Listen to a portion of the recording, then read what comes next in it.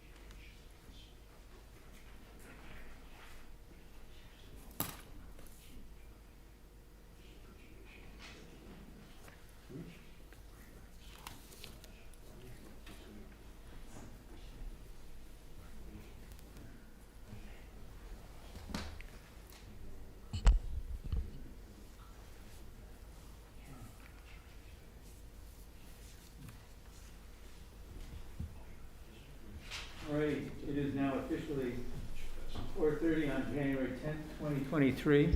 We are the Carmel-by-the-Sea City Council. Could I have a roll call, please, Nova? Yes.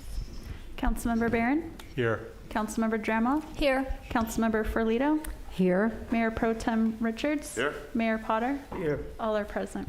Councilwoman Dramoff, would you lead us in the pledge, please? Yes, thank you.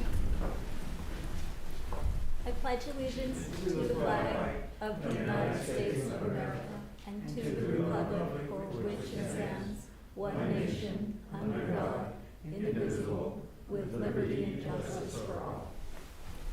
Well done. You're a true veteran.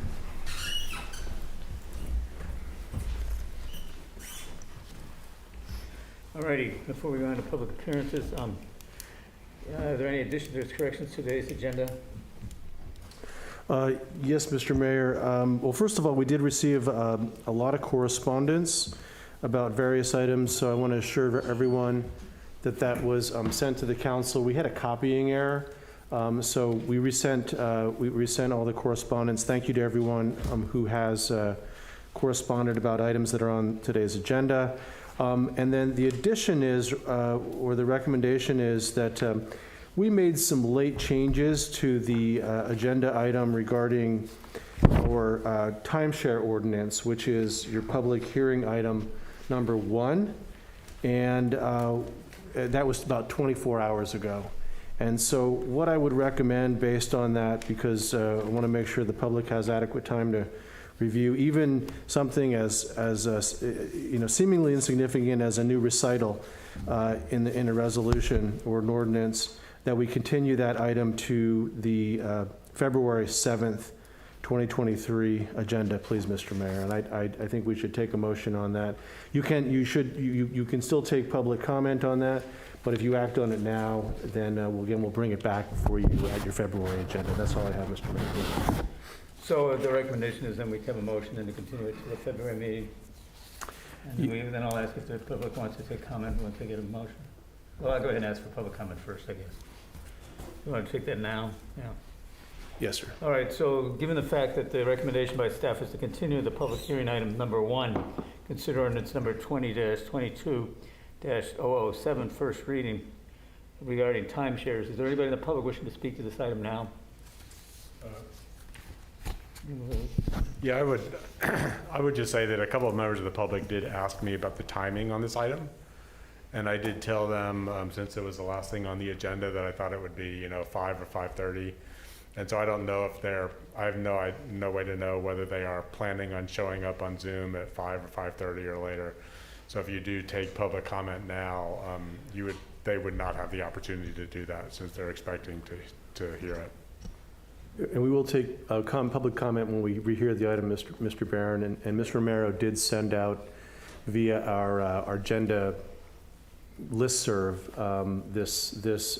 this recommendation to continue the item. So hopefully we get the word out, but we'll watch the audience, and maybe, Mr. Mayor, we can periodically announce that we continue the item, if that's your... All right, well, why don't we have a motion then to continue? I'll make a motion that we continue, or that we hear public comment tonight and continue it to a later date. All right, date certain, February 7th, I believe. Yes, sir. Second. We have a motion and a second. Is there any other discussion? All right, rolling over, could we have a roll call, please?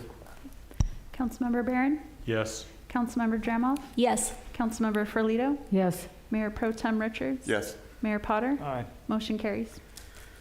All righty, we appreciate that. Now, let's get on then to public appearance items. This is an opportunity for any member of the public to speak on an item that is not on tonight's agenda. 3-minute limitation on the testimony. If you'd state your name for the record, I'd appreciate it. Do come forward. Yes?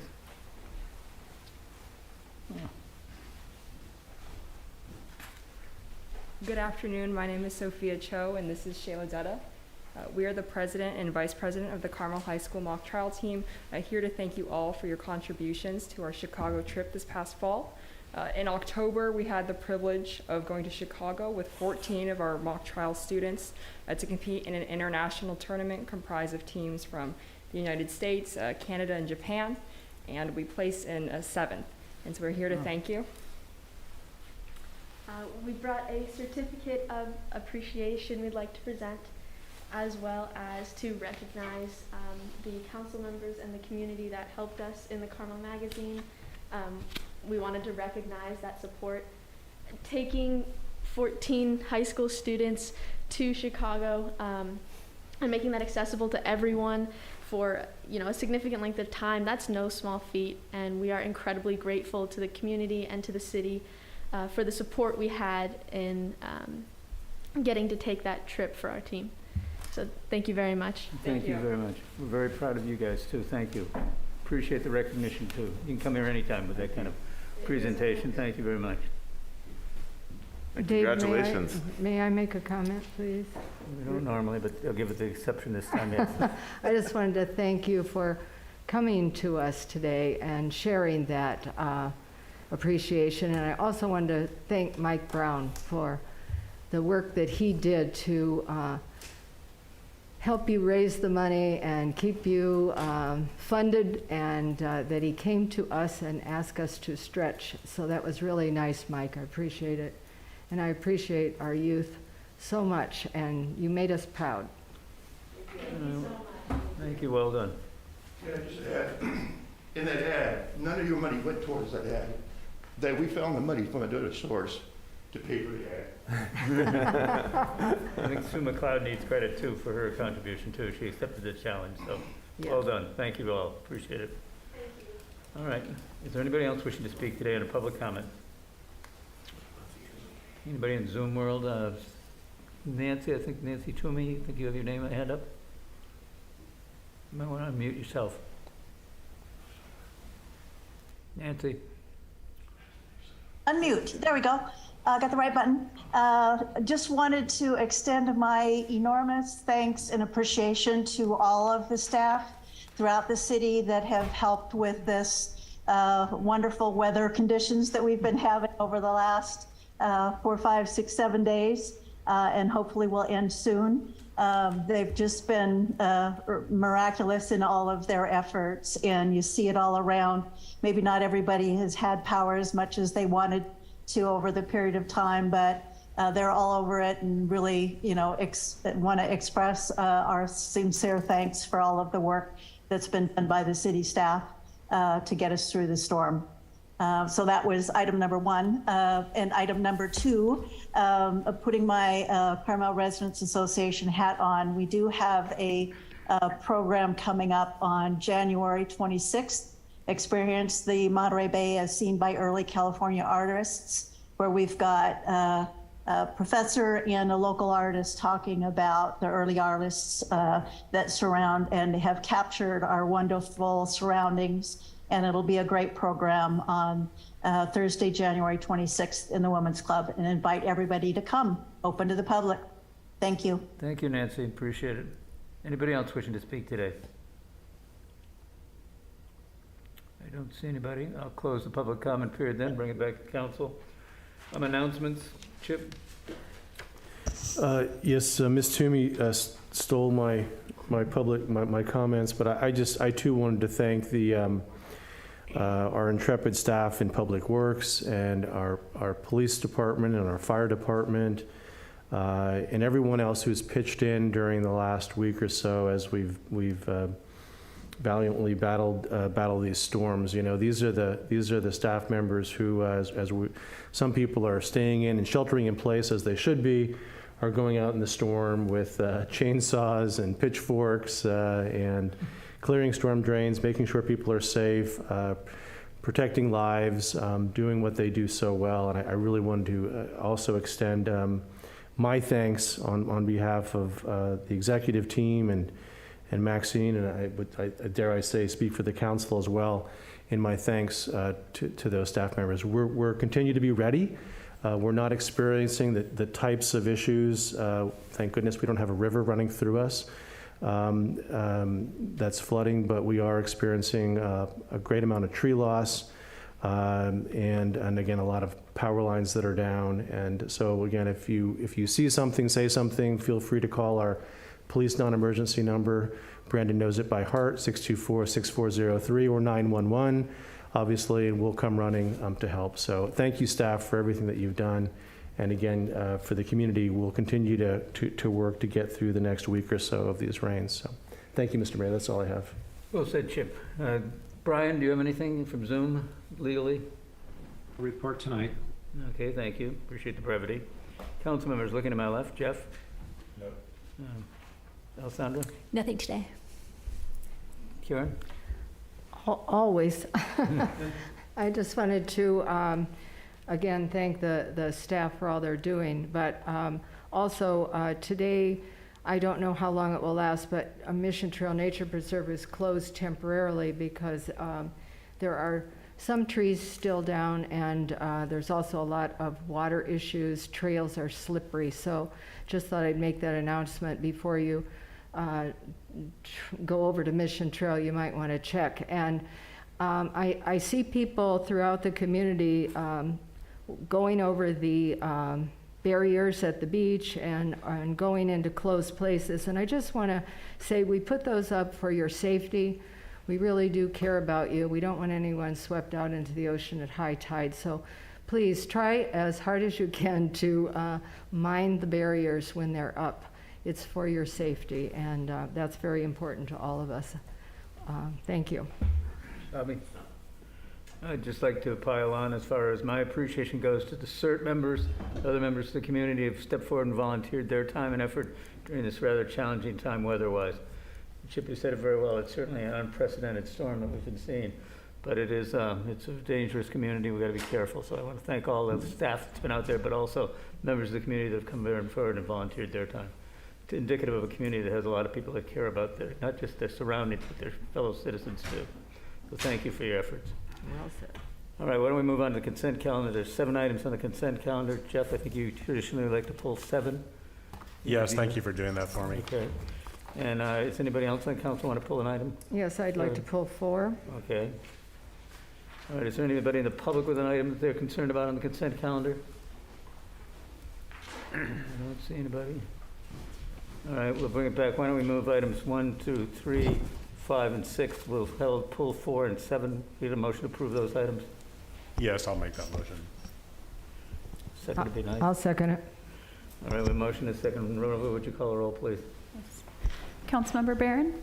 Yes. Councilmember Jama? Yes. Councilmember Ferlito? Yes. Mayor Pro Tem Richards? Yes. Mayor Potter? Aye. Motion carries. Why don't we take these in numerical order? Karen, you pulled number 4, which is Resolution 2023-02, authorizing the city administrator to execute a professional service agreement with Jason Architecture as an amount of not to exceed $55,000 for the library master plan project. Karen? Yes, I just had a question, and I think the public might appreciate an answer. When will there be public participation in that planning process? Because, you know, I firmly believe our library is a wonderful community catalyst, and we have people who greatly enjoy the library and they want to be part of the library. And So I'd just like a little information with this master plan, when that public participation might kick in. And we'll have Ms. Wright come forward, and this was a question that a couple of you asked. I think it's a valid question, so Ms. Wright's prepared. The item that you have before you is really to kind of peel back the park branch, for example, used to be a bank. So we're really looking at the underlying structure at this point in time, and she'll tell you all, Ms. Wright will tell you all about how she and the director for CPLF have, in the next phases, a lot of outreach and education opportunities for the public to be involved. So, Ms. Wright? Yes, thank you. Thank you very much for your question, Council. All right. You okay, Mayor? Yep, fine. No Heimlich maneuver. Yeah, no, not yet. Yes, thank you very much for your question, Councilmember Ferlito. So I heartily agree. The library is of the utmost. I mean, it's one city facility that's on Ocean Avenue, at least in one case. We went through an incredibly rigorous months-long process starting in September to identify an architect that we felt could start us off on the master plan. As the city administrator mentioned, this is the first phase, so it's really early. It's kind of peeling back walls and seeing what's back in there.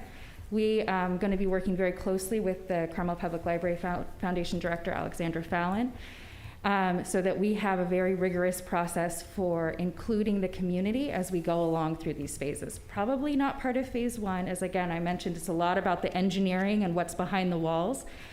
But once we've established what that is and then what potential possibilities and what we think the community would like to see, then we will have, again, very rigorous process. This is going to be, a years-long type of thing. And then the library is also going to be working on our little strategic plan and getting community input as part of that as well. So we have plans for some community input for projects in the spring that we think will translate and help us with that. But probably and definitely in subsequent phases, we will have a heavy public involvement in wherever we land with master planning. Well, thank you for that answer, because I know how important it is to people who just stop in to read the newspaper or a magazine or sit in the beautiful room, and I'm sure they have some, well-reserved opinions about, what they would like to see. So I'm really happy to hear that. Yes, and part of the master plan project was inspired by that very feedback that you're talking about, that the staff hear on a day-to-day basis, that Ms. Fallon hears in her travels, with donors saying, I'd love to buy some new furniture, it's looking a little tired. So this master plan didn't come out of nowhere, it came out of us listening, and we're hoping to, bring something together that's cohesive, and all of those comments we've heard from the public over the years.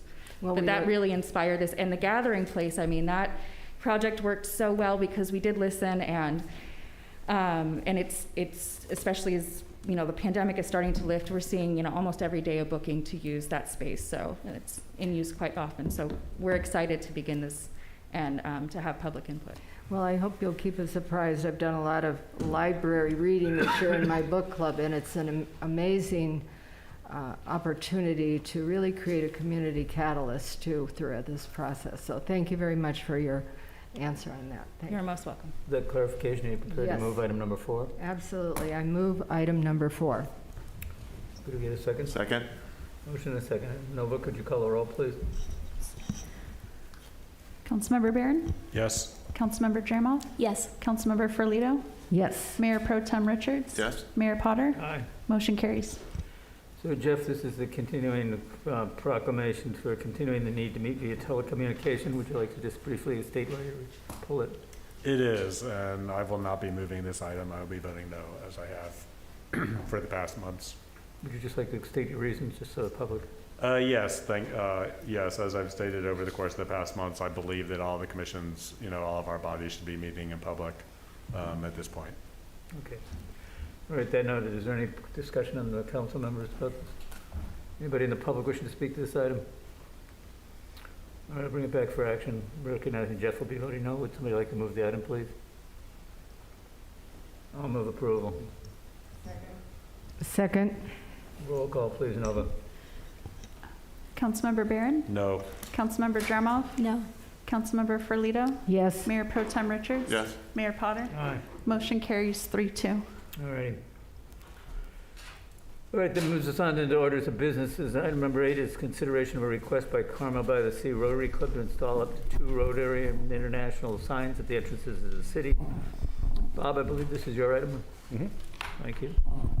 Thank you, Mayor. Before we get started, I want to apologize for all the bings you heard at 5 in the morning the last few days. I hear them too. Are you ready to go? Okay, give us a second.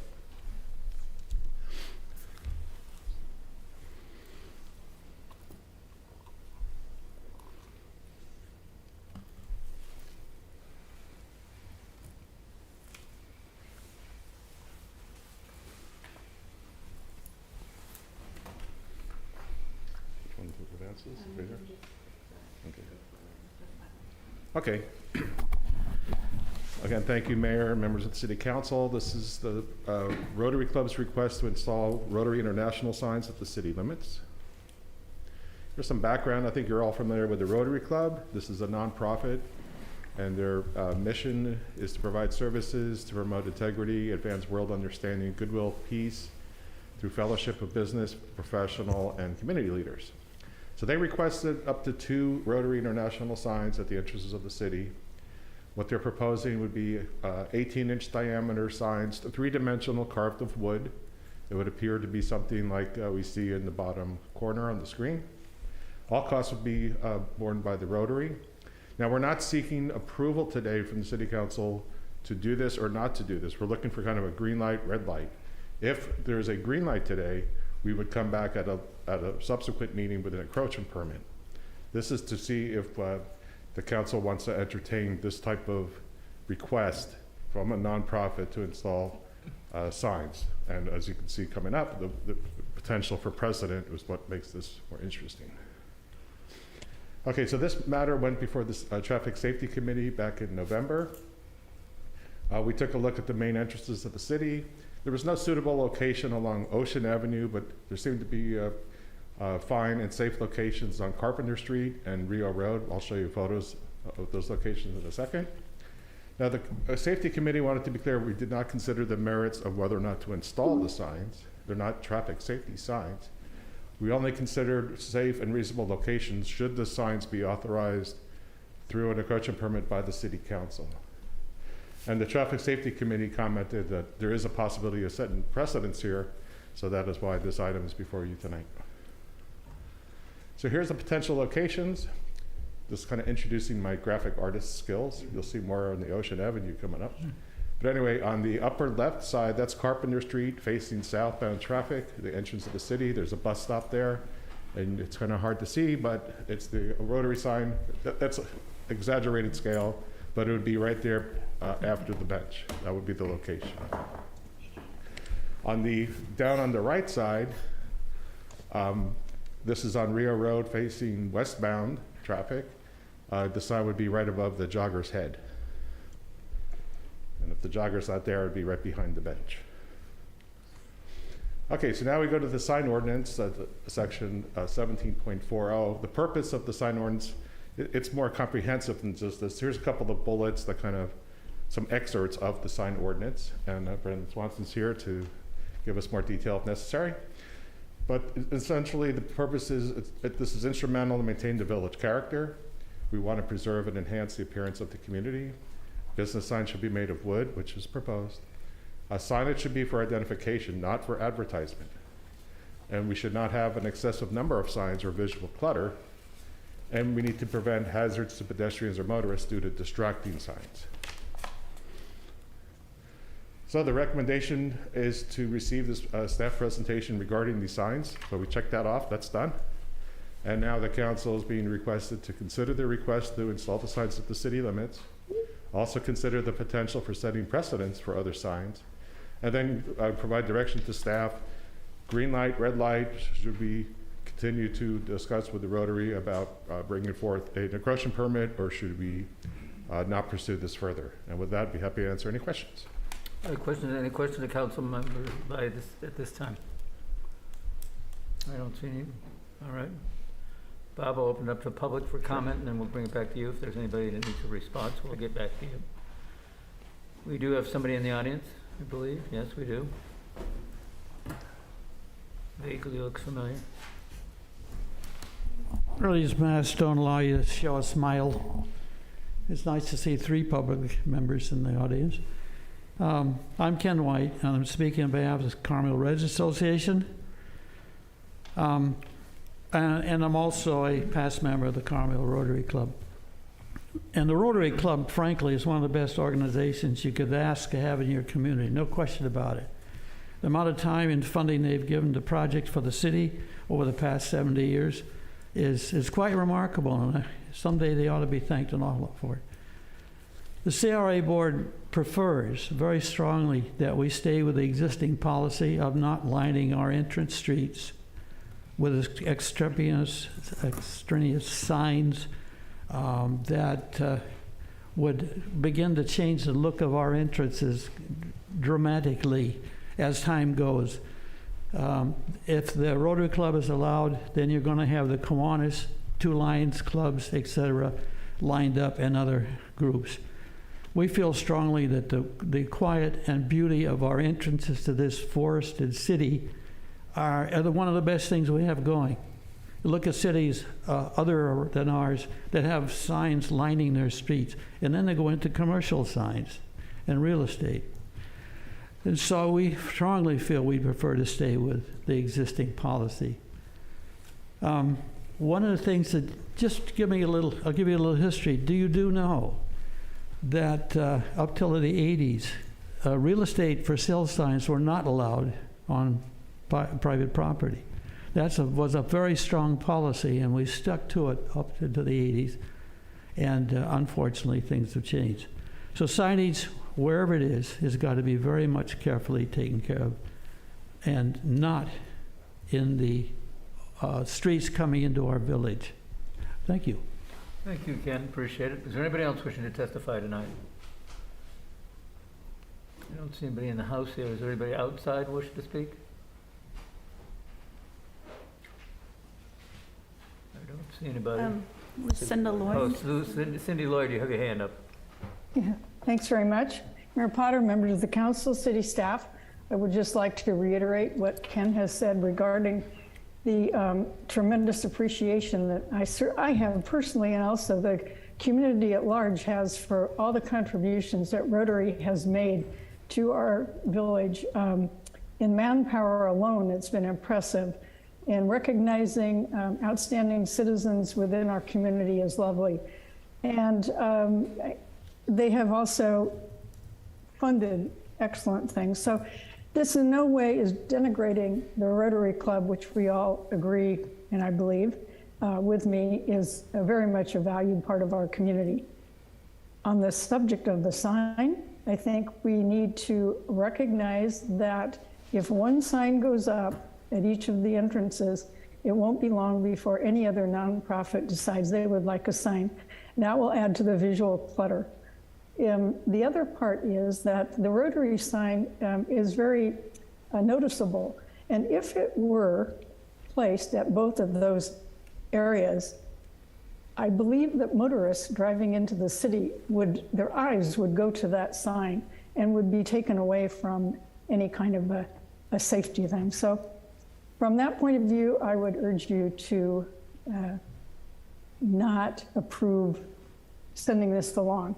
Thank you very much. Thank you. Appreciate it. Is there anybody else wishing to speak tonight? Sue McLeod. Sue, you have the floor.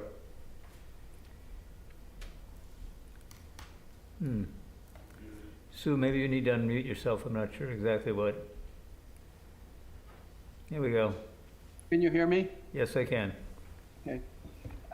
As far as Rotary, I was a Rotarian, and my father was a district governor. My sister was a Rotarian. I'm strongly supportive, but I don't see anything that shows who is asking this. There's no submission for a proposal. And secondly, I'm not sure they're meeting in Carmel. So if they're not meeting in Carmel, I think that that's a key point that must be met.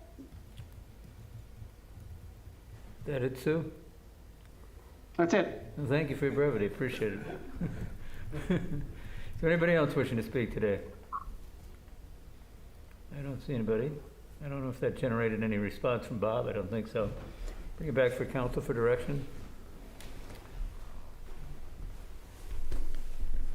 I mean, my personal feeling is I don't see the necessity for it. I think it kind of compromises our character. Not sure where to set its genesis actually, but I do think that the comments from the public were indicative of how I feel about it. So look to my colleagues for direction. Bob? Yeah, I feel the same way. I think it was well said, and it has nothing to do with the Rotary. It is completely what is in our general plan and our policies. And I think when we look to our general plan and our policies for guidance, it always provides an answer. And I would be a red light on this. And again, I really like the Rotary. It has nothing to do with them. It's all about precedence, and it's all about the encroachments on the public right away. So that's my comments. Bobby? Yeah, likewise. I appreciate the Rotary very much. I've been a benefactor of some of their programs, but I think that we have a good sign ordinance, and I would not want to bend the rules on that sign ordinance. Jeff or Alessandra?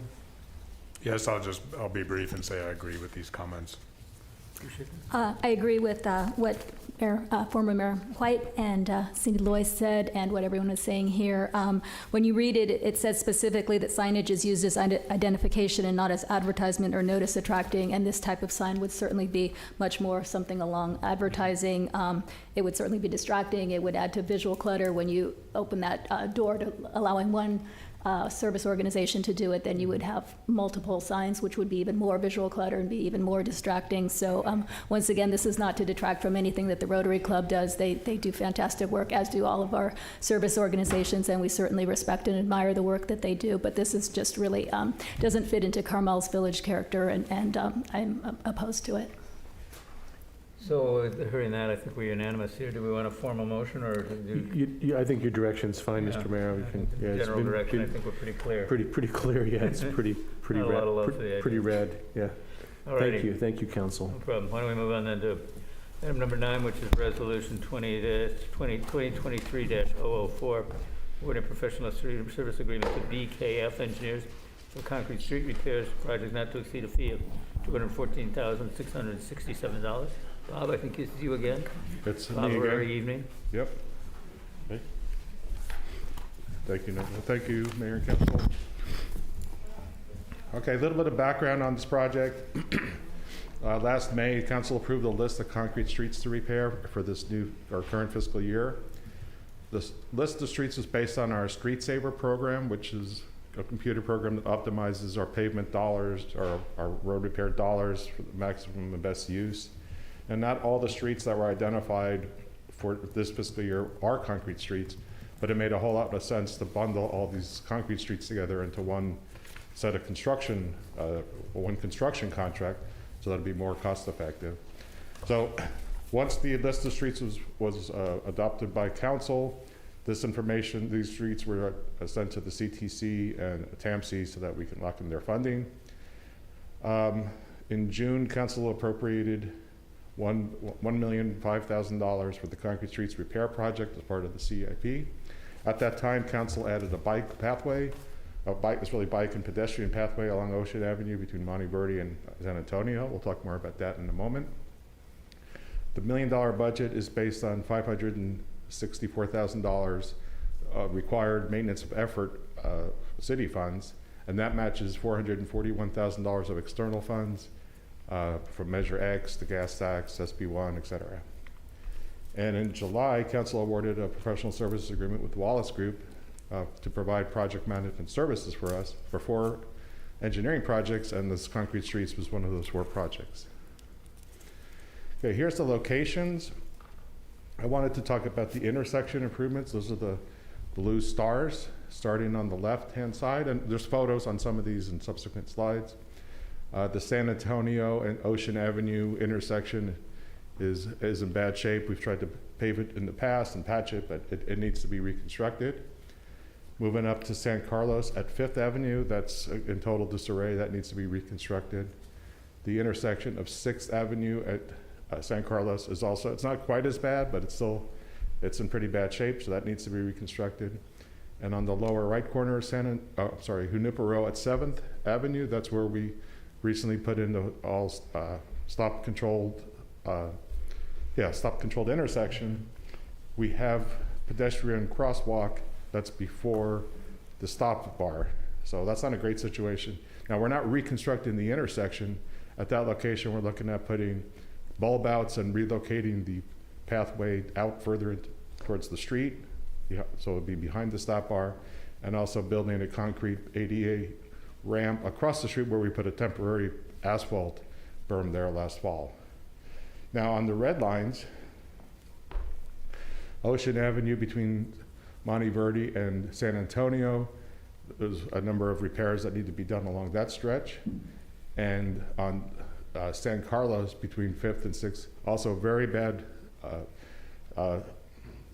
area. That's going to be very expensive. We're thinking about putting that, like if we do run out of funds, maybe that would have to be deferred to a later date, but it does need to be done eventually. And last but not least, in the green, this is our proposed bike pedestrian pathway. Working with the engineers initially to prepare their proposal, we looked at both sides. Well, we looked at three things. We looked at putting the bike lane within the street itself. The bike riders, we could do a shared bike lane. That's not recommended because we have the little gutters on both sides of the lane, and bike riders will be encouraged to roll into the gutter and go flying. So that's not good. We looked at the north side where the sidewalk is. I should say, on both sides there's tree issues. On both sides there's drainage issues. On both sides there's parking issues, especially the first couple blocks west of Monteverde. But on the north side of the street, there's also a lot of utility poles. On the south side, we don't have that problem. So we're leaning towards putting this pathway on the south side of along the street. So I'm going to show you some photos. Okay, up in the upper left, that's San Carlos and 5th. That photo speaks for itself. On the upper right, that's Ocean Avenue at San Antonio. That also speaks for itself. And in the middle, 7th and Junipero, you see the jog we had to put in to match up the accessibility ramps that are currently non-compliant. So the thought there is to make bulb outs further out into the street. You see the truck in the photo. So the bulb out would be in front of the truck, and we would push the crosswalk further out towards the intersection, but it'd be safer. And then again, the ADA ramp across the street. Okay, here's my graphic artist skills at their best. Well, the first is, here's Ocean Avenue, you're facing east. You can see we have transverse cracks, obviously a big one on the left side. We have longitudinal trenching. It's hard to see, but it's the black trench on the right-hand side. So Ocean Avenue needs more than a facelift on the concrete part of it. So since we're facing east, the proposed bike and pedestrian path would be on the right side, the south side. And you can see the world's largest bicycle up in the middle of the screen in a future path, as well as a lady walking a baby. So anyway, that would be the general location. We know that there's issues with, again, drainage, trees, ADA ramps, that type of thing. So project is to get the design started. We don't have the design yet. This is the contract we need to get the design going. Looking at the circulation element, this map is from the circulation element from the general plan. So if this pathway is approved at a later date, this circulation element map would have to be updated. It just so happens that in later part of this year, the general plan elements for housing and safety will be updated, start to be updated. So in about 5 minutes, planning can easily update this map and the narrative that goes with it. You can see in the upper left corner, the red line, that's where the proposed bike path is. In the existing circulation element, the east-west leg of bike path is on 8th Avenue. You can see just below. Okay, so this would be to modify the circulation element and move that line up. The big blue line shows San Carlos between 8th and 13th. That's the bike route that we're about to go out to bid. We're hoping to go out to bid yesterday. We've been just slightly delayed because of the storms, but very soon we'll be under construction and converting that area into a bike path. So that's really the hub of the whole city's bike path. And then someday the two would mate up. So San Carlos would match up into Ocean Avenue someday in the future. Okay, so this is a stepping stone to get us there. Okay, in May 22, we received 5 statement of qualifications from civil engineering firms, and a committee selected BKF engineers as best qualified for this particular project. We've went through multiple proposals with BKF because the dollars are very high. So we reviewed the scope, we refined the scope, we looked at the fees, we did what we could to minimize the cost and still have an effective and thorough agreement. The scope of work includes concrete pavement repair evaluations. One option would be to completely remove all the concrete and replace it with new concrete. Concrete is expensive. It's also very hard to put utility lines in and make repairs, but it lasts a long time. Maybe we could do half depth, remove the upper half of the concrete, fix up the cracks or whatnot, and then put asphalt surfacing on top, so it would be smoother riding on the top, but it won't have the long-term duration. Or possibly just leave the concrete alone, just treat the cracks, and just pour do an asphalt overlay on the top of the concrete. So these are options that the consultant will be looking at. Of course, we have the bicycle pedestrian pathway to evaluate. We also would need to prepare a stormwater control plan and a planter area for stormwater control. And then the intent there would be to come back or present the design, once it's at 30%, to the Forest and Beach Commission and to the City Council to formally give us a green light or modify the bike path at that time. So based on the existing project description in the CIP, we're going forward with the project as it is, and then with the caveat that at 30% we'll come back with a refinement and with the details that we need to make a final decision to go forward with construction. The BKF will also have to provide surveying because of the ADA ramps and drainage modifications. We're going to be doing a geotechnical evaluation. We normally don't do that for our typical annual asphalt overlay projects because we're doing a much more rigorous structural reconstruction of our concrete streets. So we're going to have to core through the concrete. We're going to have to do lab testing of the soil underneath the concrete. We have utility coordination, we have traffic engineering, and of course the consultant will prepare plans, technical specifications, and cost estimates, and help us get through the bidding phase. So there's a lot of work to do in this project. Their base fee is $183,000. Very comfortable with that. The supplemental services budget is something we debated until the point we said, okay, enough is enough. Well, we use it, we don't necessarily mean we will use all this money. So we decided we're recommending today that we budget for this in this contract and hopefully not spend it all. So the total not to exceed contracts proposed is $215,000. Looking at the project as a whole, it's a $1 million budget. We have to pay Wallace Group for their project management services, that's $67,000. If we did use up all of the costs for the design, that's $214,000. That would leave us with $723,000 left for construction. Probably not enough to do it all. So one thing we could do is make San Carlos between 5th and 6th a bid additive. If all goes, if we have very high bids, maybe defer that to a future year. And also we'll probably be anticipating going to, in the upcoming CIP for next fiscal year, requesting additional money for these concrete street repairs. The design, once we get going, the design will be about 6 months, and hopefully if all goes well, we'll start construction after the busy summer season. Don't hold me to that.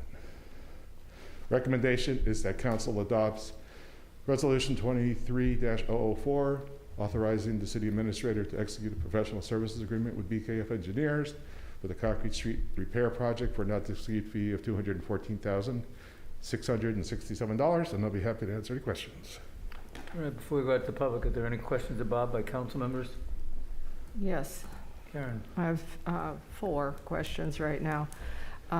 What's quieter, concrete or asphalt? What's quieter? Yes. Asphalt? Okay.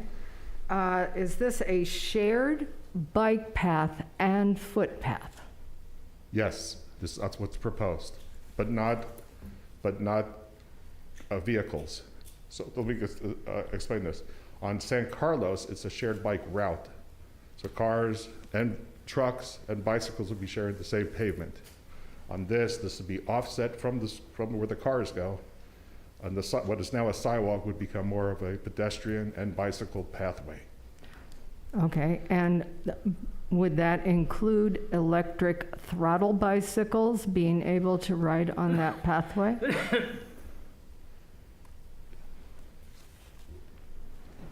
Brandon, help. I don't know how we could enforce not to have such riders not use that pathway. So Okay. I would say that that's a I would- possibility. Yeah, on the rec trail in Monterey, for example, it does say no electric, bikes, but people do it anyway. Right, but it's up to the vehicle code. So the segways, for example, are considered pedestrian, believe it or not, vehicles. I'm not sure how electric bikes are currently categorized by the state of California, but I believe, council member, that they too are, they're not illegal on bikeways and bike pathways. But again, that's something we can check. Okay, the next question, that water trough that runs down on both sides. Yes. Is that a necessity? It is. We talked to the consultant about putting that underground. We could, but that would be a huge extra cost. And he said, when he says underground, it would be in a pipe. Yeah, in a pipe. Instead of, it would be flat on the surface, there'd be pipes underground, but again, that's a lot of extra cost. All right, and my last question for now is there any thought to changing the parking in that area as part of this project to, what's it called, diagonal parking? Yes, the first block between Monteverde and, what's the next street? Casanova. Casanova, on either side, there's parking that will likely be impacted. We know to minimize loss of any parking spaces, but we're not going to eliminate all the parking. So the question is, are we eliminating 1 space, 3 spaces? We don't know yet. To answer your question, yes, ma'am, we would look at parking reconfiguration as part of this. Right. Rather than the, I don't know what that's called. when you- Perpendicular. Right angle parking versus, We might have to make it parallel parking, but we don't know yet. okay, those are my questions right now. Are there any other questions? Bobby?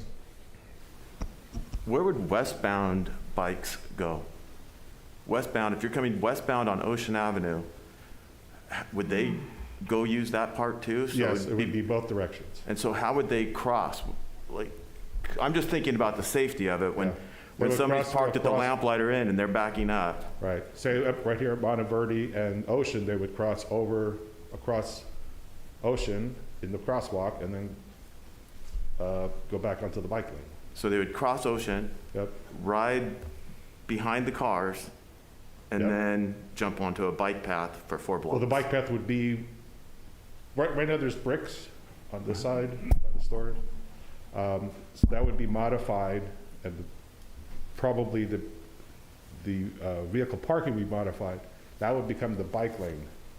But you're correct, yes. So Mr. the bikes would be, Richards, the bikes would be put in a position behind cars that are backing up, going No. both east and west. No, it would be between the storefront They'd be and the they'd be parking in lot. front of. So right today where the sidewalk is. Okay, thank you. Other questions? Jeff? Yes, thank you. So my recollection, I think, is a little bit faulty. It must be because when I brought this up during the capital improvement project budget, my thoughts and were that we were going to have a bike path, and the pedestrian component of this project, as I remember it from March and April and May of last year, was not pedestrians and bikes in the same path. That's, to me, that's bad. The pedestrian, to the extent that I spoke about pedestrian safety and was really interested in that, it was fixing the crosswalk scenario, fixing the inability of pedestrians that live on my side, basically on the north side of Ocean, to cross Ocean Avenue to get to the south side of Ocean. Those are really dangerous intersections. The stop signs are misaligned. The stop signs are misaligned with the crosswalks that run up and down the hill, so run in an east or west direction. And in addition, when you try to cross ocean, you run into cars that, because all of the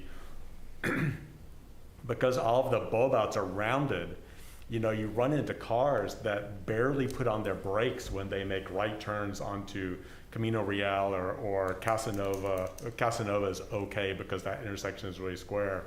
But on Camino Real and Carmela going downhill, and then all the 3 streets going uphill, you have a situation where the cars don't stop. Mm-hmm.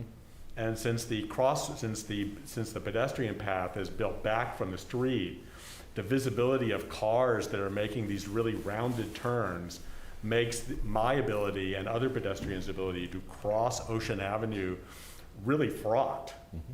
And so when we had this conversation in March about doing this particular street project, my recollection is that the 2 components were the bike lane, especially for bikes going uphill, to Councilmember Richards' point before, and then for pedestrians trying to cross both along parallel to Ocean and then across Ocean. So my recollection was that the pedestrians were not a part, the engineering for the pedestrians was not a part of the path. And what I would say, and I know we're supposed to, they will forgive me, but framed as a question. I don't understand, how did we get to the point of having pedestrian, like what happened to that part of the project? A fair question, Councilman Barron. We haven't ruled out the possibility of having pedestrian only on the north side of Ocean Avenue and bicycles on the south side.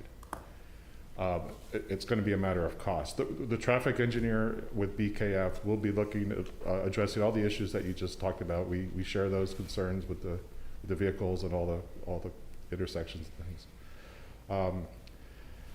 The thought is, and we talked to Tamsi about this very topic as well.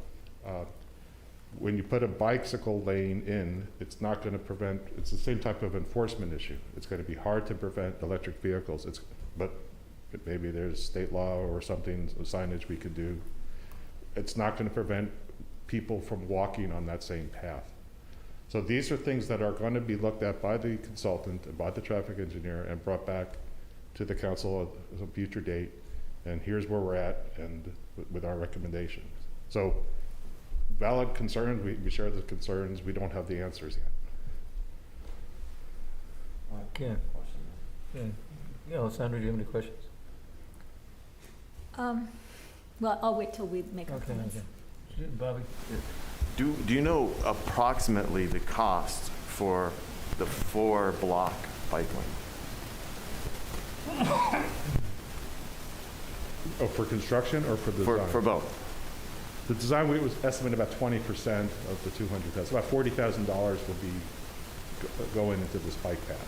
To the design? Right. And then, do you have any idea, so 40,000 for the design, and then do you have any idea of what it would cost to build this? I don't, the big ticket item for construction, whether or not we do a bike lane, might be the ADA ramp. Well, of course, the cost of fixing the concrete surfacing, that's the biggest cost. But relative to the pathway, the number of ADA ramps that are required, and it's going to be interpretation of the ADA law, because if we add a bike lane, we have to put in currently compliant ADA ramps at each location. Those are $5,000 to $7,000 each. So that's a block, or that we two at each crossing. So the construction cost is going to be pretty significant, but I really don't have a cost estimate. But we might have to do the same ADA ramps because we're improving the roadway itself. Okay, so I don't have all the answers. I don't know what the cost. No, I understand that, Bob. I was just curious. And then one other last one is: are we going to lose any trees if we do this? Yep. Councilman Verlito asked the same thing a couple hours ago. My guess is that probably, but we're going to certainly minimize them. And the intent is we'll replant new trees. So the intent is when we're done, after the project's done, the city staff will replant. So we'll have more trees at the end of the job than we do today. But we don't know, we certainly don't have a count. We also talked about maybe making some jogging. It would have to be, can't do a 90-degree turn with a bike, but maybe some meandering sidewalk to avoid a tree, if that helps. So that's something else we're going to look at. All right, are there any other questions from the council members? Yes, do you have an idea how wide the shared path would be? Oh, I should. You should. I should. I mean, Maybe you what- get your what are- design what are manual out the- while we're waiting for public comment. Yeah, okay. Maybe you Yeah. can come up with that, because there must be some legal, There is. It might be, I don't know, 8 or 10 feet, but I'm not sure. I could probably try to find out. All right, why don't Okay. we take it out to the public now? Is there anybody in the public wishing to speak to this item? Look in the room here itself. Is there anybody in the room here? I don't see anybody. Go out to Zoom world. Is there anybody Zooming wants to speak to this item? Nancy Toomey? Nancy? Yes, hi. I don't want to derail progress here, but I would love to see at some juncture, since there's a whole lot of us that care a lot about the look and the feel of our village, all of present company included, that to have kind of a deep dive into the bike lane models, whether they're shared or dedicated, and kind of where we're headed long-term as a big picture for the city, so that we can understand what the visual impact will be over time. So that's just a request, because it looks confusing at this point, and I think that big picture view would help a lot of us support the efforts ahead. Thanks. Thank you, Nancy. Appreciate the comment. Is there anybody else wishing to comment tonight? Sue McLeod?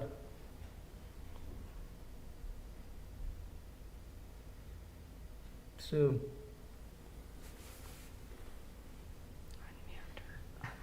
Sue? Last call.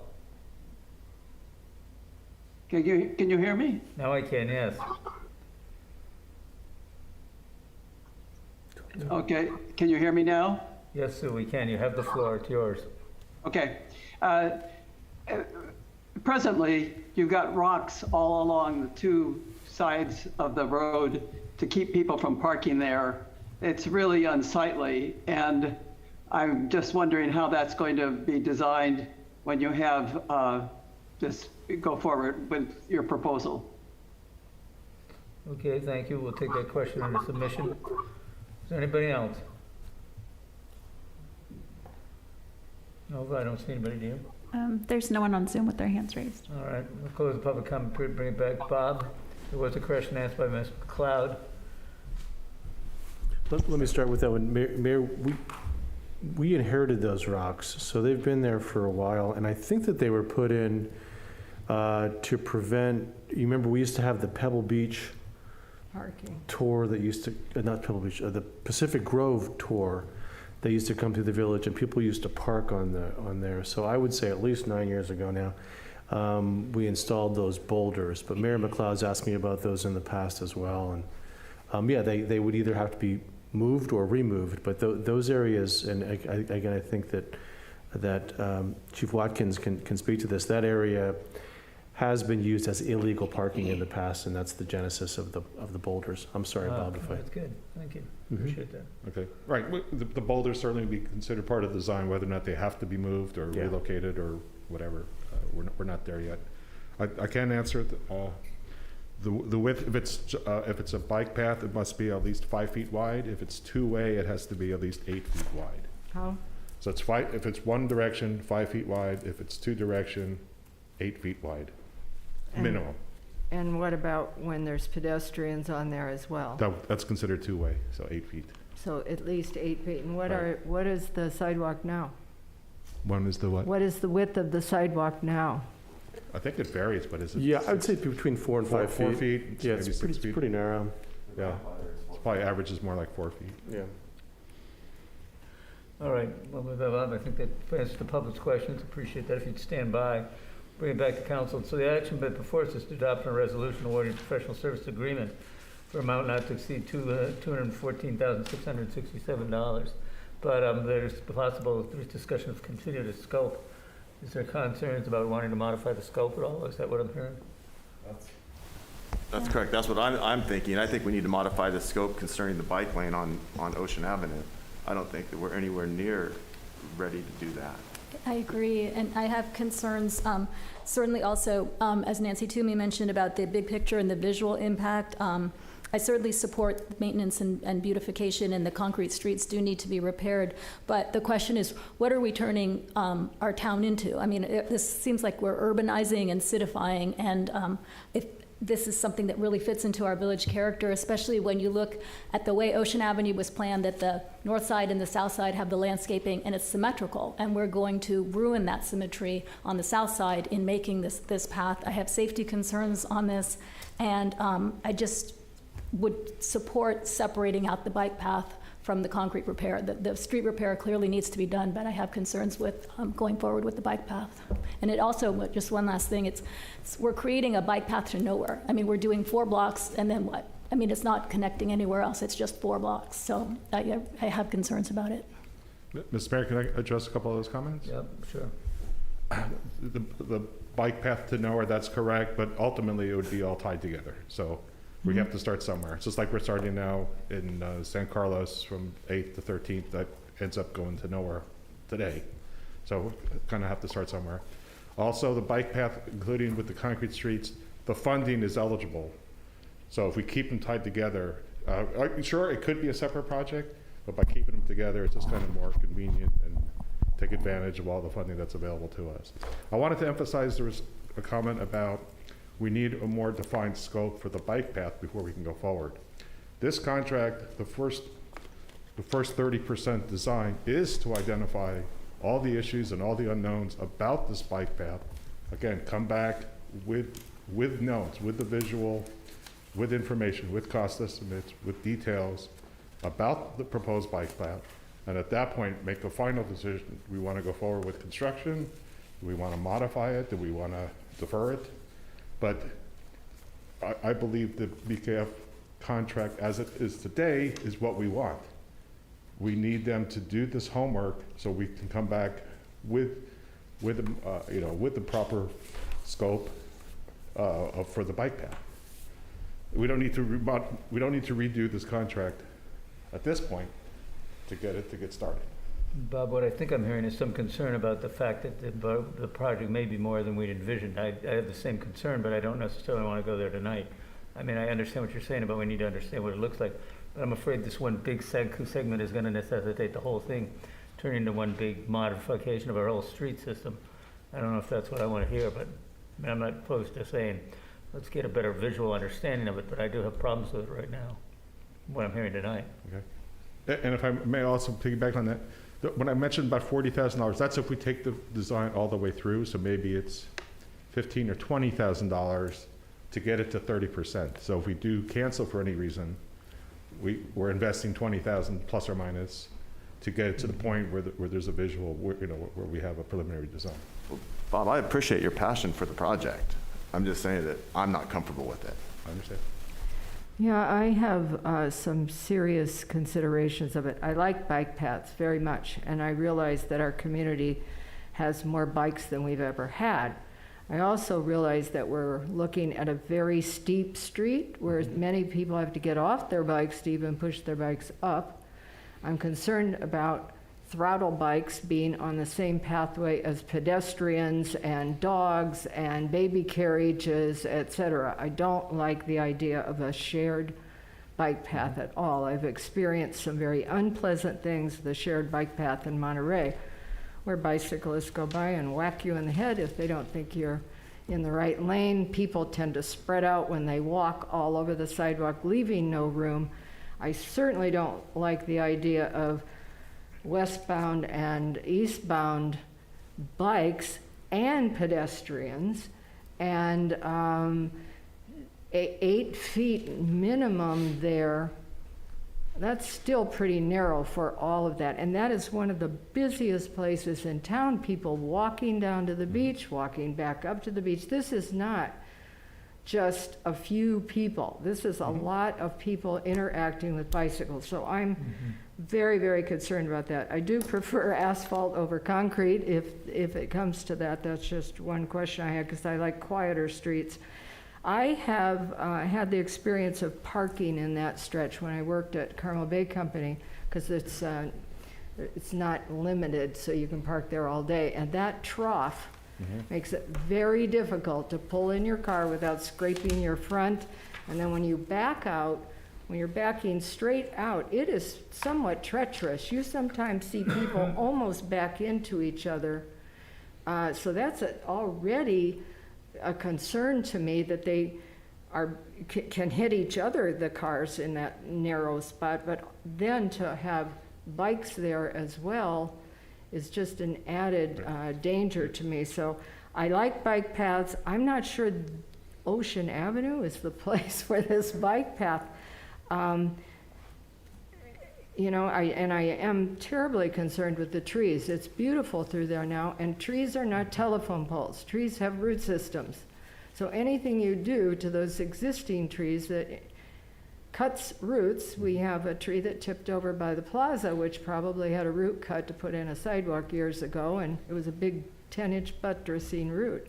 I'm very concerned about that. I took some pictures today and I forgot to bring them. But as you look up the street, there are trees in that area, and that will only get narrower if that pedestrian 4-foot pathway now doubles. So I don't know. I'm having a real hard time visualizing, and I'm really concerned about the safety issues. I understand the need for the bike path, but maybe there's an alternative street. I don't know. And I do thank you for all the work you've put in on this, and certainly we need to go forward with some part of the plan. I just don't know whether this is even worth taking the time and the money right now to look into if the space is so confined. Jeff? Thank you, and I'll start my comments by, repeating back what Karen said. I'm not sure if it's worth the time and the money, and the impression I have from my 4 years on the council is that every time the bike path discussion comes up, every time facilitating the usage of bikes in town, of which we are certainly seeing more and more, the question is always, I'm not sure it's worth the time and the money. Like, it's the same words every single time. And so for 4 years, the city has made, we have bike paths going in every other city. And for 4 years, it's a constant drumbeat of, yeah, we should do it, but now's not the time. And so my question, to the council and to the community is, when is the time? Like, when are we going to do this? There are a lot of things that make Carmel special. Nancy Toomey talked about some of them, council members have talked about them. And we talk a lot in the council about safety. We talk about it in our police department all the time. And yet when it comes to the safety of people on bicycles, we have so far been not willing to lift any fingers at all to make the village safer for bicycles. We have the sharrows that are going in on San Carlos. Like, it's literally been almost 4 years, and we still don't even have San Carlos painted to alert bike riders, to alert cars that they are on a shared road with bikes. So I apologize for the sort of severity of my comments, but my view is that over 4 years we have made literally no progress on this. To some of the other comments, going back to the comments I was making before, 10 years ago, we did not have bikes going up Ocean Avenue for exactly the reasons that I think Karen pointed out, that it's a steep hill. And now we do. It's the electric bikes that go up Ocean Avenue. And the lives of people and the safety of people on electric bikes is just as valuable as the lives of people and the safety of people on mechanical bikes. And these people are worthy of respect. And we need to, in my view, facilitate the safety of everybody that is using the road, not just automobiles. So this is really important to me. And with regards to sort of the shared, I'm mystified by the sort of shared aspect of these paths. It feels like that's sort of what is apparently dooming this. We have sidewalks.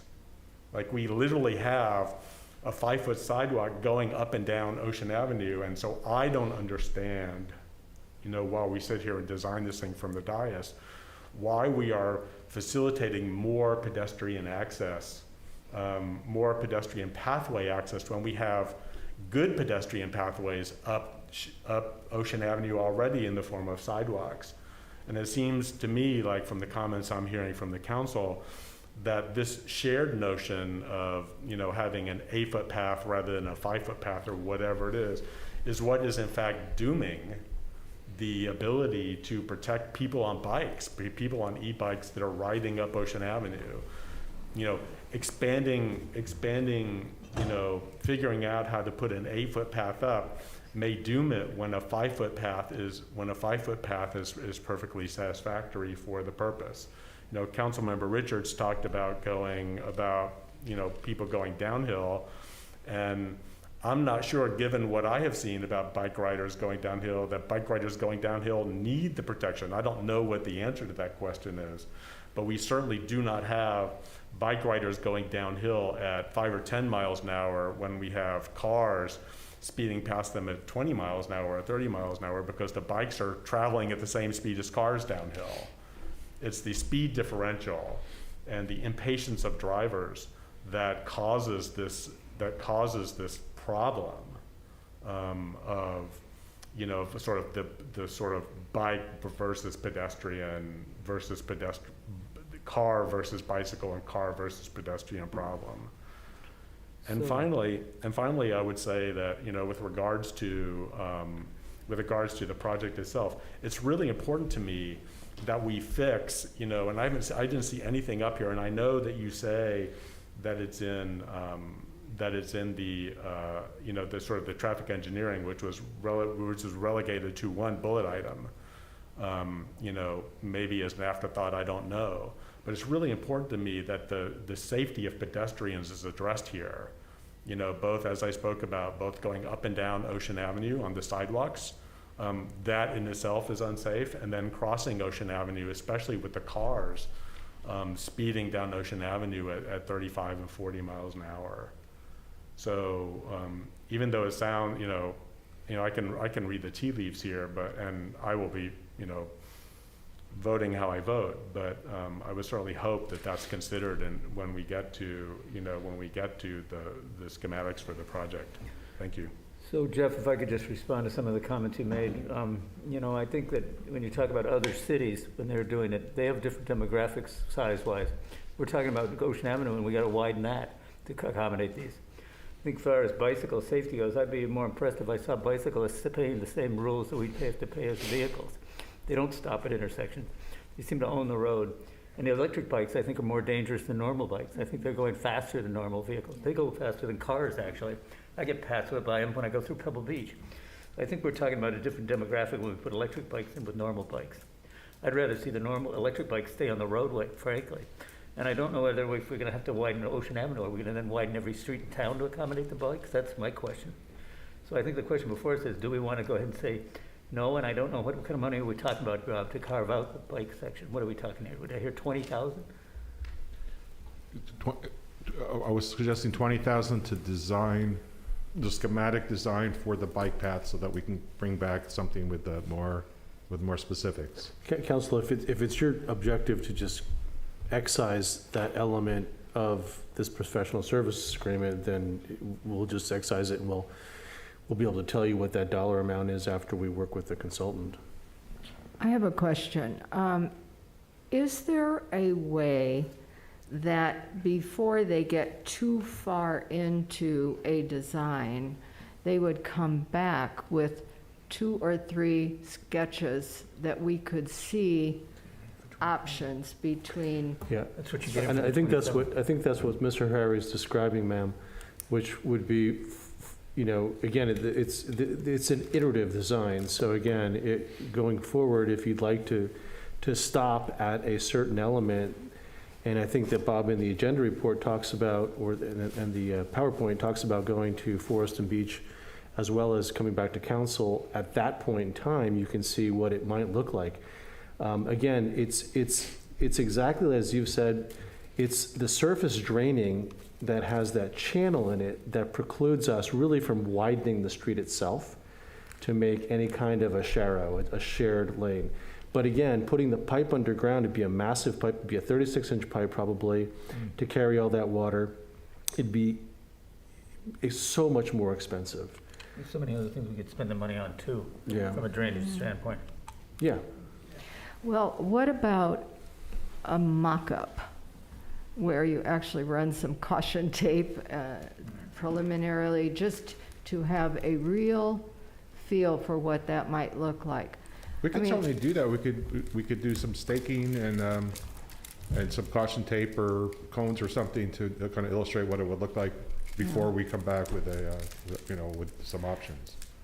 Yeah, I just really have concern about the pedestrians, and we have the pedestrians here. There's a lot of pedestrians that go up and down that pathway.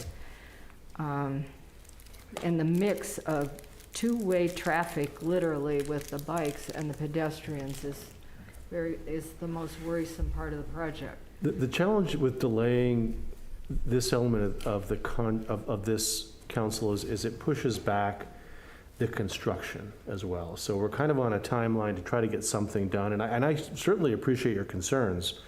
I don't have a great solution for you right this moment, but getting something going on the rest of the package will help us meet our self-imposed deadline to improve those elements of the concrete streets that are so need of attention.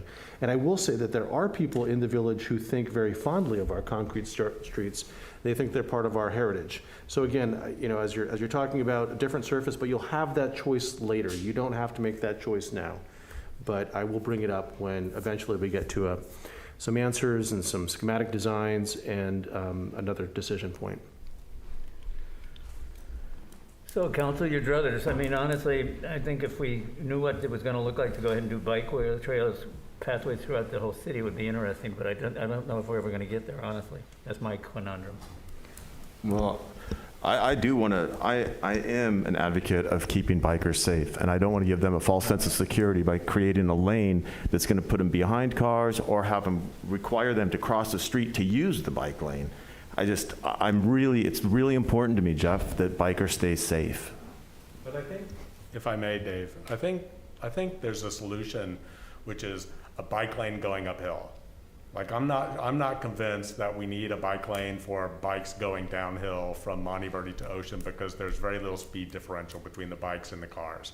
No bikes go slowly down the hill. My concern about protecting the health or the safety of bicyclists is the uphill part between Ocean and Monteverdi. And in the past, 10 years ago, we did not see anybody doing that. Except for Kevin, because people can't go up that hill because it was impossible to go up that hill. And now we see a lot of people going up that hill.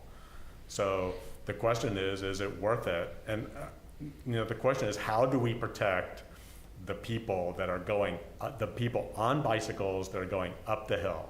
Like, my original ask when we had this discussion back in May was to protect the people that are going up the hill for those 4 blocks. Like, it wasn't a shared bike and pedestrian lane. Like, I don't know how this project grew that hair. It was just to protect the people going up the hill.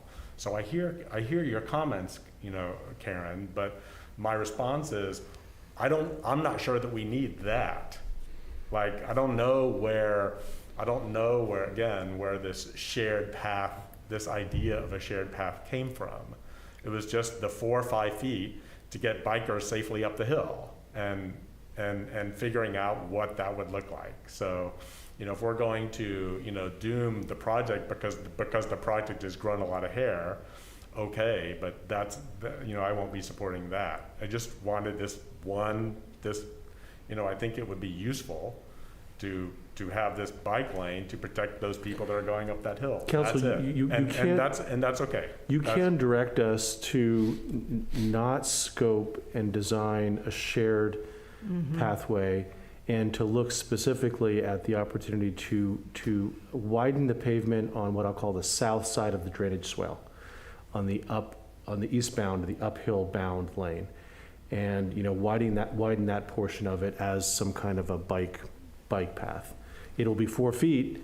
We can put sharrows on it, but if that's your direction, we can look at that as an alternative to widening the existing And footpath. ultimately, is that the entire extent of the bike trail, or is it going elsewhere through town? Honestly, I do not have an answer to that question. What I see are bikes going up Ocean Avenue. So it's like when the mayor was the supervisor and he did the climbing lane on Highway 1. I think that's what you're looking at, is a climbing lane for those 4 blocks Instead of a superhighway. right, so- But would that Interesting affect the analogy. landscaping on the south side? Would that reduce the size of Yes, the ma'am, landscaping? by at least 4 feet. But then we're ruining that symmetry and that whole look, Yes, ma'am. which I would like us to preserve. And as I say before, everything involves trade-offs. There's always a trade-off between the things that are make Carmel what Carmel is, the symmetry that Alessandra speaks of, or the trees, or the houses, or whatever it is. There are always trade-offs that we try to make, and that's our job. And so here we are. Well, Mayor, I'm just it's kind of getting confusing. So if you want this bike lane, is it going to have electric bikes in this bike lane that can already use a street because they go as fast as a motorcycle? Do we need a motorcycle lane? Well, I guess my advice would be for us to sit out on Ocean Avenue and see what happens as bikes go up. There are no bikes. There are no manual bikes that go up Ocean Avenue. They're all electric bikes. So we do not need to install a bike lane for just manual bikes because no one will use it. So this is just an electric bike lane. But if you go out and you watch, if I go out and I watch, I do not see electric bikes going 30 miles an hour up the hill like cars do. Cars come to the stop at San Antonio and they make a left and a right and they floor it and they speed up that hill. The cars going up the hill are not that much slower than the cars going down the hill. So there is, even though my view is that even though there are bikes that are going up that hill, electric bikes going up that hill, they are not going the 30 or 40 miles an hour that cars are. So not to debate this Yeah. endlessly, but we will, I guess. I'm on 7th, and I have e-bikes going by my house all the time, and they're going faster than the cars, and they don't stop at the intersections. I mean, honestly, Jeff, I don't think it's confined to only one street. Okay. But it is true, they do go faster, and they don't stop at the intersections. Bicyclists seem to think they're immune. So, well, council, Yes. Interject here. Yes. You're correct, going down the hill on the e-bikes, they're gonna be going the same speed as vehicles. And we have e-bikes as some of our patrol vehicles as well. speak in the right mic. We have e-bikes as some of our patrol vehicles as well. And going up the hill, we're probably at 15 miles an hour, 12 to 15. Having said that, we take very few accident reports for bicycles. Most bicycle riders, short of being children, would prefer to be in the roadway. They want to share the road with the vehicles. But they do have to follow the rules of the road. And we do have a business in town that is solely for electric vehicles, and they're renting them to people that are coming into the town, the community. And I believe they're telling them to stay off the sidewalks because in the commercial district, can't be on the sidewalks anyways, so they're gonna have to be in the roadway. An electric bike, just to clarify, can be anywhere an analog bike can be, unless there's local ordinances or signage. And there is a difference between electric assist and a throttle Correct. electric bike. The throttle bikes are a little bit more motorcycle-like. They're not pedal powered. So most of the electric bikes that you're seeing are either 2 times or 4 times assisted. The throttle drive you're looking at, they don't have the pedals to do that. They're just assist. And those do have other rules associated with them. And it's all about the CCs and how much battery power that they're producing. Well, so in the interest of bringing this item to closure, what do we want to do here, guys? I would say move forward with the project with the exception of taking that Ocean Avenue bicycle lane out of the project, out of the scope. Is that a motion? That's my motion. Second? I second that. Okay, under discussion. You wanna go Yeah, over this any further? Are you talking about taking it out altogether or taking out the shared? Just One. the part, all the other, everything else stays, only the part that creates a bike lane on Ocean Avenue between Monteverde and San Antonio. So that essentially is doing away with the bike lane, period. For that section, yes. Yeah. Would we entertain the possibility of saying we don't want a shared and show us how you would make a single bike lane going I don't think uphill? there's anything that would prevent him from coming back with that proposal. But right now. That's just a shared, I mean, all roads, you know what I do for a living, all roads are shared No, by I'm talking bicycles. about doing away with the shared pedestrian bike lane that's going in two directions. That So just have a bike lane, a yeah, bike path. yeah, and just keep the path, the pedestrian path, and try to. No, because it doesn't, for me, no, that's not my motion. Okay. We have a motion, a second. Do we have any other discussion? Okay, we'll call the question. No, we won't call a roll. Councilmember Barron? No. Councilmember Dramoff? Yes. Councilmember Ferlito? Yes. Mayor Pro Tem Richards? Yes. Mayor Potter? Aye. Motion carries 4-1. Okay, for the balance of the work before I finish, to go ahead and affirm the balance of the contract for the professional services agreements now that we've gone ahead and further refined the scope. Well, I think you've done that, Mayor. We'll bring you back, we'll excise that, and I'll update you on what you approved the resolution with the exception of the bike, so I think we're okay, sir. Good. All right. And that number will go down, obviously, the dollar amount, and we'll get you that dollar amount. We'll fill in the resolution based on the revised scope. Good. All righty, well, thank you. Sorry for the delayed discussion. Okay, why don't we move on to item number 10, which is Resolution 2023-005, confirming council members' appointments to outside agencies. Karen, you had some concerns. Did I accommodate those? I thought I did. Well, I thought you were going to have Councilmember Dramoff be the alternate for AMBAG. Yeah, I did. I thought I did that. I'm sorry if I didn't. Well, when I looked it up today, it still said Councilman Richards, so I'd like clarification You're on right, that. it is. I'm sorry, yeah. I think it'd be a great opportunity for Councilmember Because they're Dramoff. remote. You can still do them remote, Alessandra. Yeah, they're remote So that way you don't meetings have to go out there all on the time. Zoom. You can get a feel for it and everything. On Zoom, sure. Yeah. That'd be great, good. Okay. With that notification, is there any modification? Any other objections or concerns? The only other concern I had was switching out Coast Walk altogether. I'm not sure exactly the stability of Coast Walk at this point. Yeah, I don't know what its Whether future it is will either. I last thought or maybe if we not, could stay in there but, just for yeah. transition period, you know what's going on, and I don't really. And I, because Una Glass was on there and she's retired as mayor.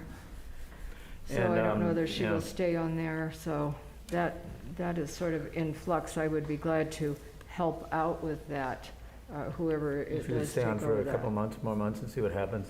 We did provide funding for them this year, so let's at least, I would recommend, I'm sorry for interrupting, getting through the fiscal year as Yes. members. Okay.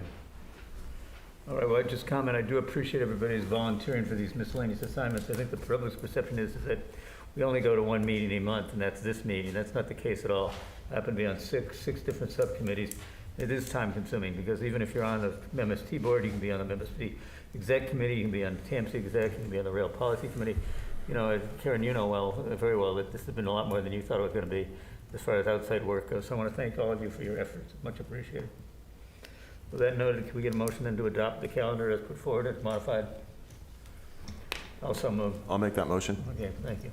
And the modification is that we appoint Councilmember Dramoff as the alternate to AMBAG, All right. and we ask Councilmember Ferlito to help facilitate the Coast Walk group. Mhm.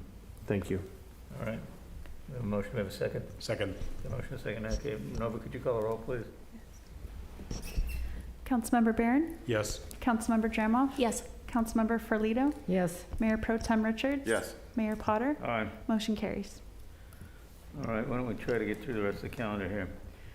So we got, item number 11 is receive an after-action report on third Thursday, an update on farmers market, consideration of resolution 2023-007, authorizing the consumption of alcohol at farmers market third Thursday event in 2023. Ashley, I think you have this item, don't you? I do. Most appropriately. Nice to see you again. So copy the slides at the dais for you, council, if you want to follow along. It's, I don't know, 8 slides or so. Good evening, Mayor and Council. Thank you for being here and for receiving this presentation. I was last before you in September with a request to serve alcohol at our September 3rd Thursday and the October 3rd Thursday. And there was a request that I come back with an overall farmers market update, but also a report out on how third Thursday went. This is our first year trying it. So just a little bit of background. Our farmers market, of course, is held every Thursday on Mission and 6th Avenues, right there adjacent to the park, 10 a.m. to 2 p.m. every Thursday. And Good Roots, Inc. has been managing the market starting since early 2020. We went through a competitive RFP process, and I think they've been doing a terrific job. I'm so glad that the panel chose to go with them. Some of you will remember many years ago the beginning discussions. It was originally called the Carmel Artisan Food Experience to get a farmers market off and running. And part of those discussions, the community envisioned something monthly that happened at night that showcased village chefs, local produce, arts and music. And that didn't really happen for those first few years of the market launch. But with our new manager, Good Roots Inc. has a lot of experience in putting on events. That is one of their strengths. They work with Facebook, they work with Stanford, and they're out there now running the Hacienda Hay and Feed. So if you've been out there to trivia, you've seen what they can do and what they can turn around. So we started these conversations this year as we've been coming out of the pandemic to kind of beta test these third Thursdays and what that would look like. We did July, September, and October. And it was a slow start to see what it was going to look like. One of the interesting things that happened with this is that we had a lot of young families come who wanted to participate in the market that are farmers market fans and regulars of the market. Knowing that that might be an audience, our market manager was great and had activities there for kids, painting, small child-sized tables and that type of thing. Through the first 3 third Thursdays, we tested out different kinds of music, what the crowd seemed to like, what held people's interests. We had some of our farmers market vendors there. We tried different restaurants in town coming in and out and providing food. In September, we did add the alcohol component, and that was used as a fundraiser for the Carmel Youth Center.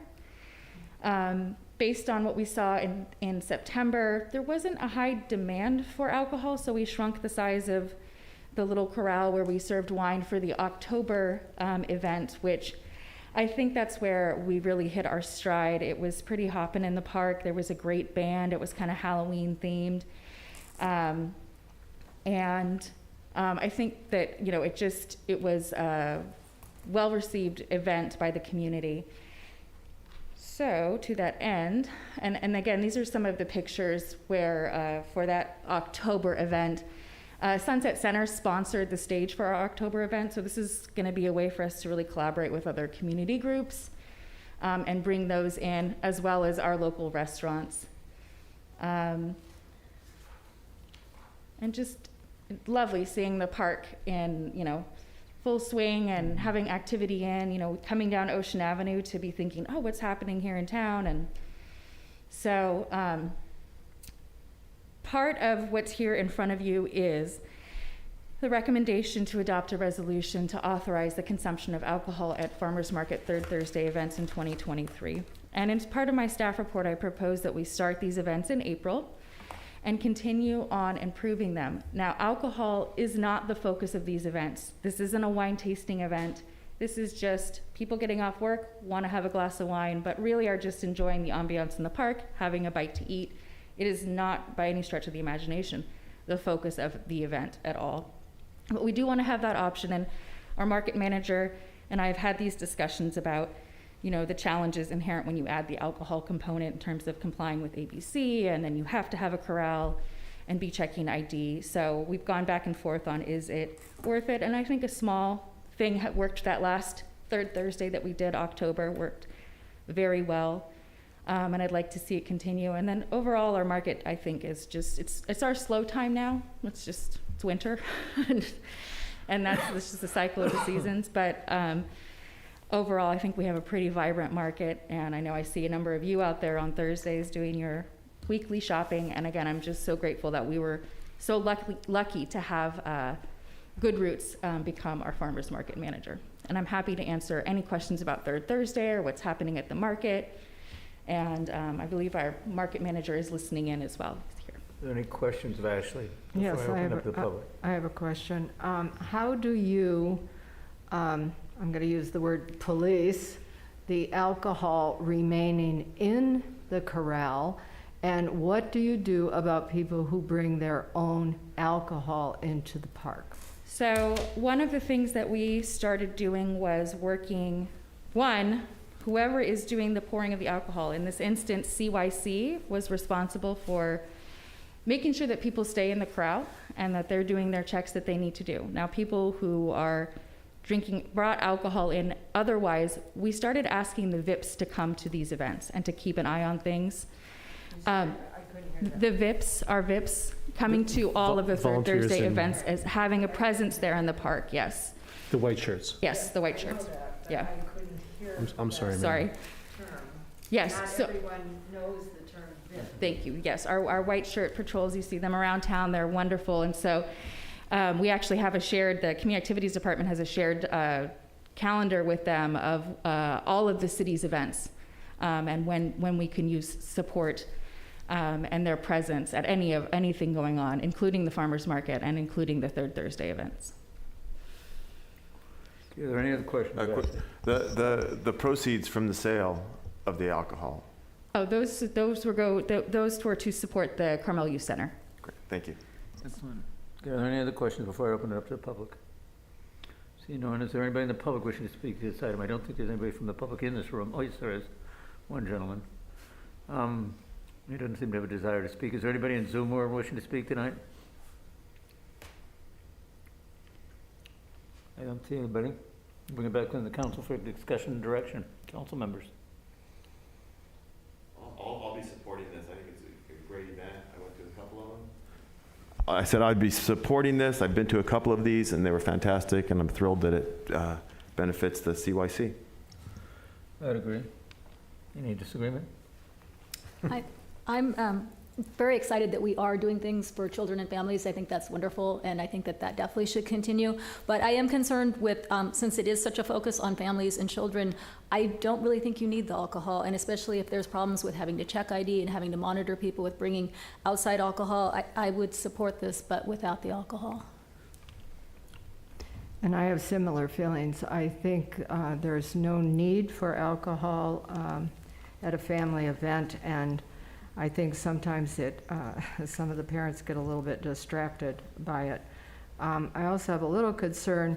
There are still dogs going into Devendorf Park, and when you see children actually rolling around in the grass and playing in the park, it's really important that the VIPs or whoever is in charge also really explain why dogs are not allowed there in Devendorf Park. I do love the idea of the Third Thursday event. I just don't think alcohol is really necessary. Well, Yes. Jeff? Yeah, I would just like to, the farmer's market and the third Thursdays are huge successes for the community, so thank you. Thank you, Chip and Ashley and your staff and the police and everybody else who makes these events possible. I know I do a fair amount of my shopping there on Thursdays, at least when the wind's not 60 miles an hour. And I certainly really appreciate it. I see lots of my friends in town, lots of my constituents and lots of my friends up there all the time. And, we talk a lot about the post office being a gathering spot for the community. And I think that the farmer's market has gotten to be that point. A lot of people there for a couple of hours on Thursday morning. And I think that that's really exciting.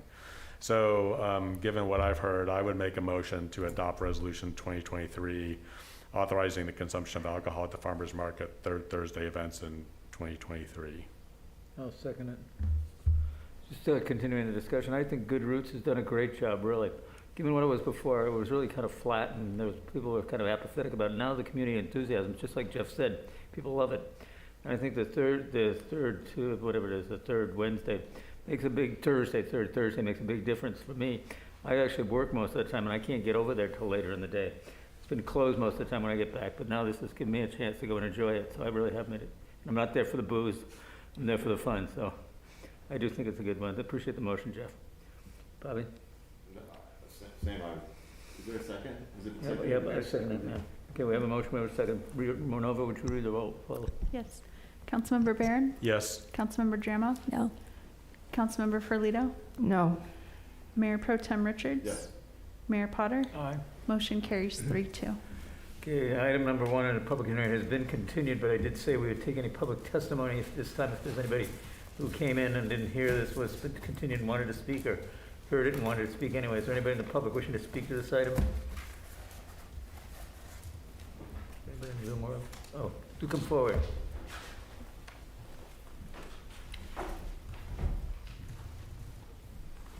Thank you for allowing me to lend my opinion here. I Can we get your came name for to the record, support. sir? Can I get your name for the record? William Hanson. I live on South San Luis Avenue, part-time. Thank you, Mark. We're here 6 months of the year. I have a home here and in Wisconsin. I came to support 2022-007. I opined in the Pine Cone some months back about this.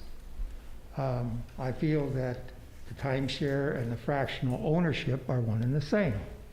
Both are selling time. There was opposition from Picasso about this, and to me, their arguments aren't valid. I think if you allow this to go through, you've opened yourself up to short-term rentals, which I don't think anybody, or the mass majority of the people in town here, are not in favor of. You hear arguments that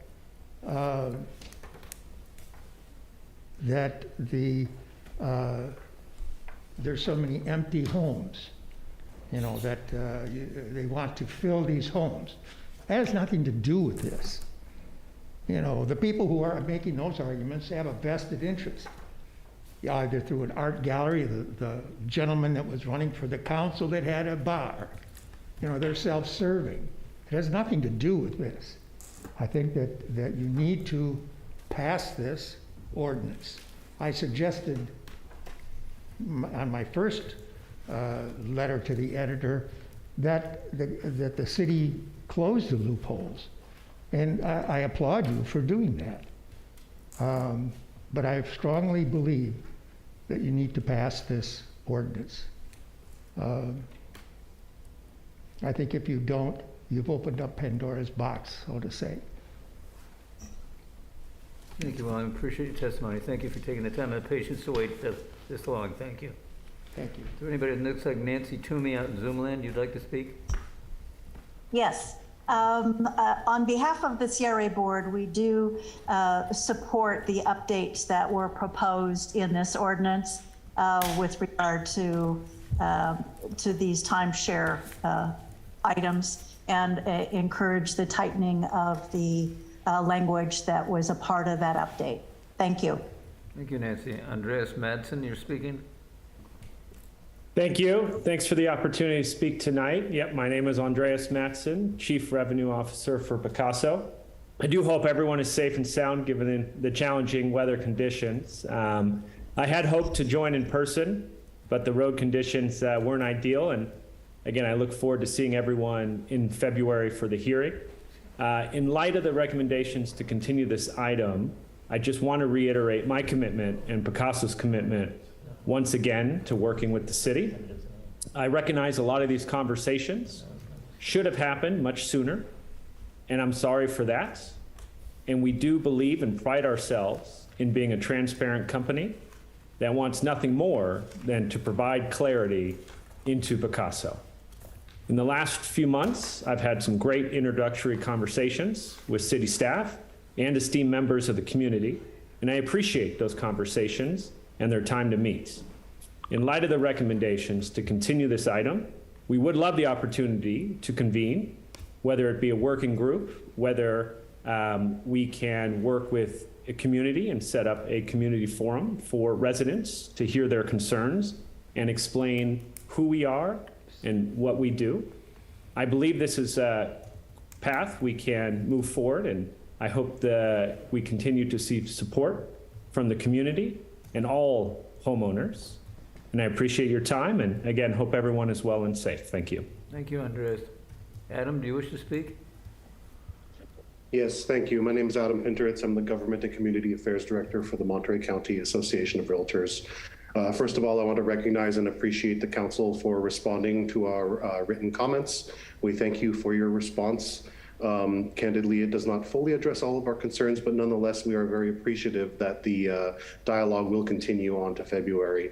You know, the crux of the concern, I think, is that if people are, as a matter of private property rights, if people choose to co-own a home and then choose to, let's say they're family members and they text each other, hey, I'd like to use the home for Christmas.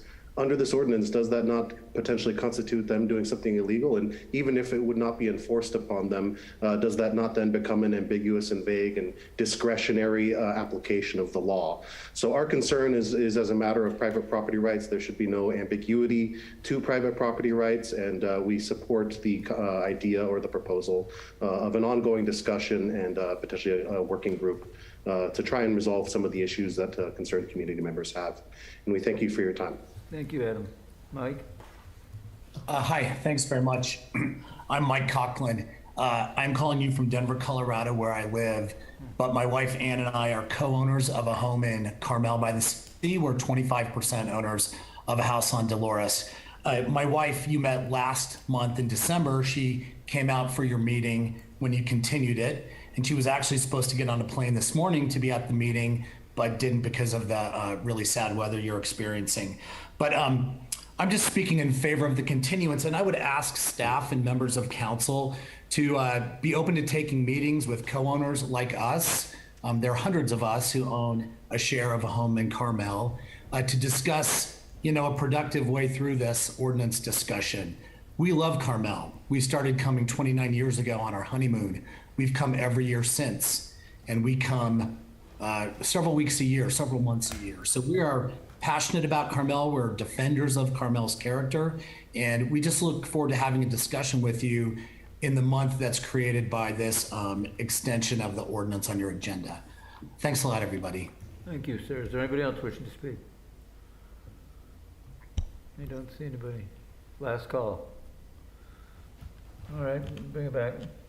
There is no hearing on this, so actually we're just allowing you a chance to speak, given the fact that it was kind of a unknown condition here where you would have shown up maybe. Thank God you didn't fly all the way out, Mike. And so, anyway, that's it for tonight. We do have items for future agenda. Does anybody have anything they'd like to place on a future agenda? Alessandro? Yes, I'd like us to revisit the City Council Chambers Mask Ordinance 2022-006, please. Okay, we'll take that into consideration. Anybody else? All right, well, we stand adjourned at about 6:17. Not bad at all. Well done, guys. Appreciate it. Thank you.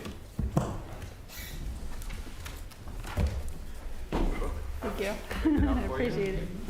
Yeah, I'll take it. Bobby, do you have?